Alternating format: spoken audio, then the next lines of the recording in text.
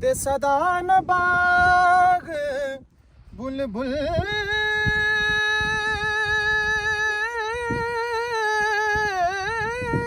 बोले ते सदा न बाग बहारा सदा न मापे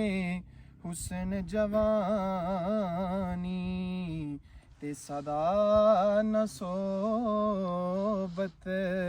यारा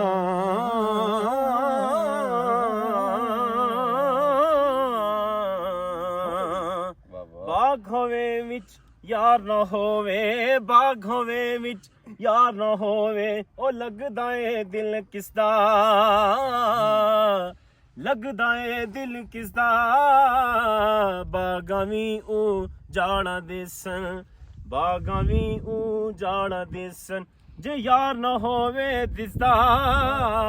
बागां वी उजाड़ा देसन मुल्कां विचों मुल्के सोना मुल्कां विचों मुल्के सोना जिसदा ना कश्मीर खड़ी मुल्क विच वसदा यारो खड़ी मुल्क विच वसदा यारो मेरा दमड़ियां वाला पीरे खड़ी मुल्क विच वसदा यारो माशाअल्लाह माशाअल्लाह ओ महबूब हबीब रबाना ते हामी रोज हशरदा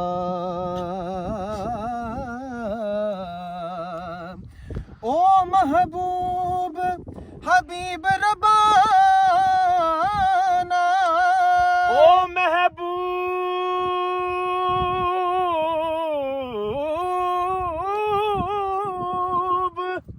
हबीब रुबाना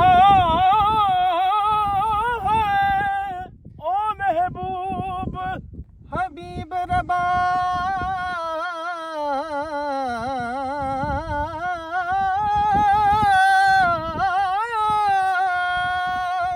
हबीब रबाना हामी रोज हशरदा आप यतीम यतीमा ताई ते हथ सिरे पर थरदा